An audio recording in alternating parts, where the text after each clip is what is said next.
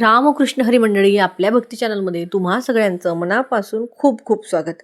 2 तारखेला हनुमान जयंती आहे. हनुमान जयंतीच्या दिवशी आपल्याला कुठला उपाय करायचा आहे, कुठल्या झाडाला आपल्याला स्पर्श करायचा आहे, ज्यामुळे तुमची कितीही कठीणातली कठीण चांगली इच्छा जी आहे ती पूर्ण होणार आहे. तर बघा, सगळ्यात आधी हनुमान जयंतीच्या दिवशी सकाळी तुम्हाला लवकर उठायचं आहे. अंघोळीच्या पाण्यामध्ये तुम्हाला लाल चंदन टाकून अंघोळ करायची आहे. यामुळे काय होईल, नकारात्मकता दूर होण्यास मदत होईल. त्यानंतर तुम्हाला आता कुठल्या झाडाला स्पर्श करायचा आहे ते मी तुम्हाला सांगणार आहे. बघा, 3 असे झाडं आहेत, मात्र त्यापैकी कुठल्याही एका झाडाचा तुम्ही उपाय केला तरी चालेल किंवा 3ही झाडाचा केला तर सोन्याहून पिवळा. तर सगळ्यात आधी बघा, मी डायरेक्ट उपाय सांगते, बाकी काही सांगत नाही. पूजा वाटलं तर मी तुम्हाला शेवटी सांगते, पण मी पूजा कशी करावी हे आधीच्या व्हिडिओमध्ये सांगितलं आहे. चल उपाय आता बघूया आपण. तर बघा, तुम्हाला सगळ्यात आधी एक तांब्याभर पाणी घ्यायचं आहे. त्यामध्ये तुम्हाला स्वच्छ पाणी भरून घ्यायचं आहे. त्यामध्ये लाल चंदन तुम्हाला टाकायचं आहे. त्याचबरोबर तुम्हाला एक मोहरीच्या तेलाचा दिवा घ्यायचा आहे आणि हा मोहरीच्या तेलाचा दिवा आणि हे तांब्याभर पाणी घेऊन तुम्हाला रुईच्या झाडाजवळ राहायचं आहे. रुईचं झाड सगळ्यांना माहिती आहे. तर बघा, रुईच्या झाडाजवळ तसं प्रत्येकाच्या म्हणजे मोस्ट ऑफ जणांकडे रुईच्या झाडाखाली रोज दिवा लावला जातो. पण आपल्याला या दिवशी आता दिवसभरात तुम्ही संध्याकाळच्या आत तुम्ही दिवसभरात कधी हा उपाय करू शकता. तर तुम्हाला हे तांब्याभर पाणी आणि तो एक दिवा घेऊन त्या झाडापाशी जायचं आहे. तिथे गेल्यानंतर सगळ्यात आधी तुम्हाला दिवा जो आहे तो प्रज्वलित करायचा आहे. दिवा प्रज्वलित, जो मोहरीच्या तेलाचा दिवा आहे ज्यामध्ये तुम्ही वाट टाकलेली आहे, तो दिवा डायरेक्ट जमिनीवर ठेवायचा नाही, थोडेसे तांदूळ ठेवून त्यावरती तो दिवा ठेवायचा. त्यानंतर ते तांब्याभर पाणी जे तुम्ही नेलं आहे, लाल चंदन टाकलेलं, ते तुम्हाला त्या रुईच्या झाडाच्या मुळाशी अर्पण करायचं आहे. अर्पण केल्यानंतर तुम्हाला त्या रुईच्या झाडाच्या खोडाला हात लावायचा आहे. उजवा हात, डावा हात छातीवर ठेवायचा आहे. मनोमन तुमची इच्छा सांगायची आहे आणि त्यानंतर तुम्हाला त्या रुईच्या झाडाची 11 पानं तोडायची आहेत. 11 पानं तोडत असताना त्या रुईच्या झाडाला तुम्हाला सांगायचं आहे की तुम्ही ही पानं कशासाठी तोडत आहात आणि तुम्हाला क्षमा देखील मागायची आहे. आणि बघा, जेव्हा तुम्ही दिवा प्रज्वलित करणार, जेव्हा तुम्ही पाणी अर्पण करणार, तेव्हा तुम्हाला ओम हनुमंते नमः या मंत्राचा जप करायचा आहे. तर बघा, नंतर ती 11 पानं तोडून तुम्हाला घरी घेऊन यायची आहेत. घरी आणल्यानंतर ती पानं स्वच्छ धुवून घ्यायची, पुसून घ्यायची आणि नंतर लाल चंदनाने तुम्हाला त्याच्यावर जय श्रीराम असं लिहायचं आहे. त्याची एक माला तुम्हाला बनवायची आहे आणि नंतर ही माला घेऊन तुम्हाला हनुमानाच्या मंदिरात जायचं आहे आणि हनुमानाला ती माला तुम्हाला अर्पण म्हणजे घालायची आहे. तिथे बसून तुम्हाला हनुमान चालीसेचं एकदा पठण करायचं आहे. ती माला घालताना तुमची इच्छा व्यक्त करायची आहे. रुईच्या झाडाजवळ देखील तुम्हाला हनुमान चालीसेचं पठण करणं शक्य झालं तर आवर्जून करा, नाहीतर ओम हनुमंते नमः या मंत्राचा सतत जप करा. हा झाला पहिला. दुसरा असा आहे की आपल्याला वडाच्या झाडाजवळ देखील जायचं आहे. आता वडाच्या झाडाजवळ का, तर बघा, रुईचं फुल तर प्रत्येकाला माहिती आहे, त्याची सुद्धा एक कथा आहे, त्याचा मी व्हिडिओ टाकेन. पण बघा, हे वडाचं झाड का, तर वडाच्या झाडाखाली हनुमानजी ध्यान करत असत.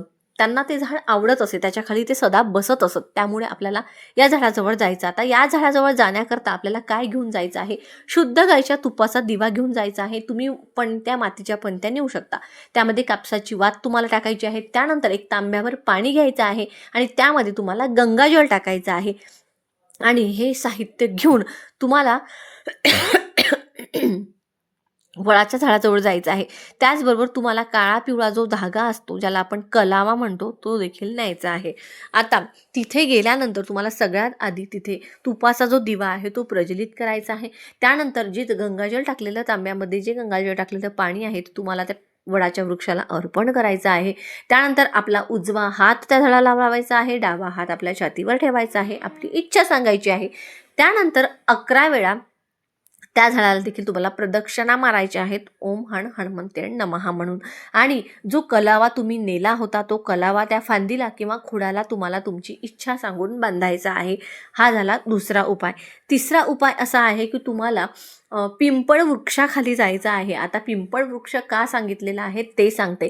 या चैत्र पौर्णिमा आहे. चैत्र पौर्णिमेच्या दिवशी हनुमानाचा जन्म झाला होता आणि चैत्र पौर्णिमेच्या दिवशी माता लक्ष्मी आणि भगवान विष्णूंची सेवा जी आहे ती आपण करत असतो. पिंपळाच्या झाडामध्ये भगवान विष्णू, माता लक्ष्मीचा वास असतो असं म्हटलं जातं. तर तिथे जाण्याकरता देखील तुम्हाला एक मोहरीच्या तेलाचा दिवा घ्यायचा आहे. मोहरीचं तेल नसेल तर कुठलंही देवाचं तेल घेतलं तरी देखील चालणार आहे.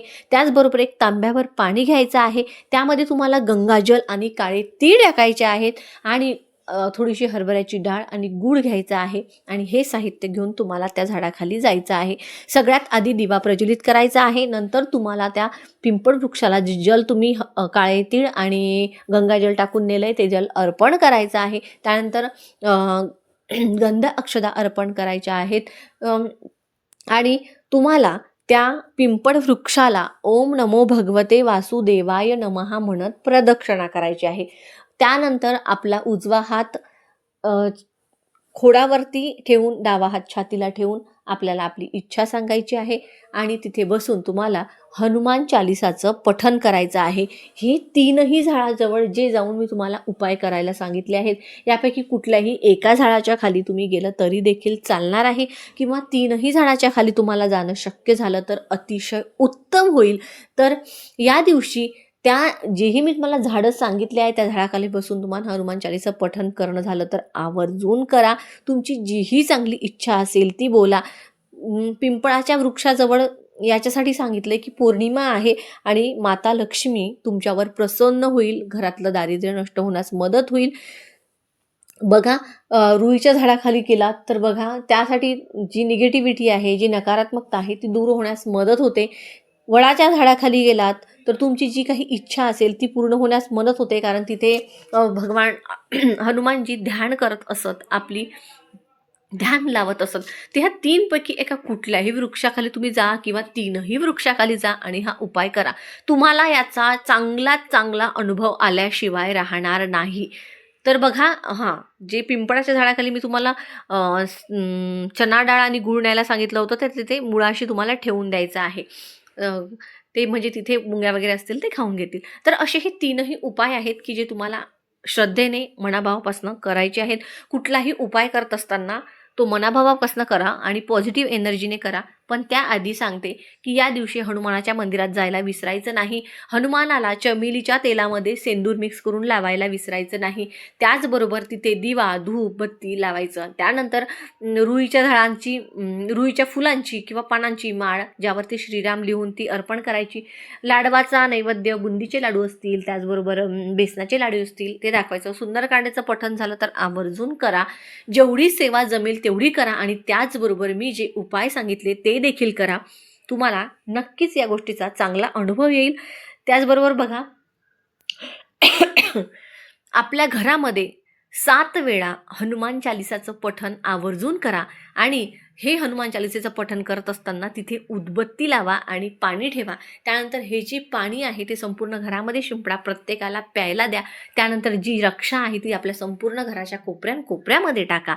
यांनी आपल्या घरामध्ये जी काही नकारात्मकता आहे ती निघून जाईल, आपल्या घरामध्ये सकारात्मकता टिकून राहील, आपल्या घरामध्ये बाहेरची बाधा येणार नाही. तर हे जे उपाय ते आवर्जून करा. व्हिडिओ जर तुम्हाला आवडला, महत्त्वपूर्ण वाटला तर व्हिडिओला लाईक नक्की करा.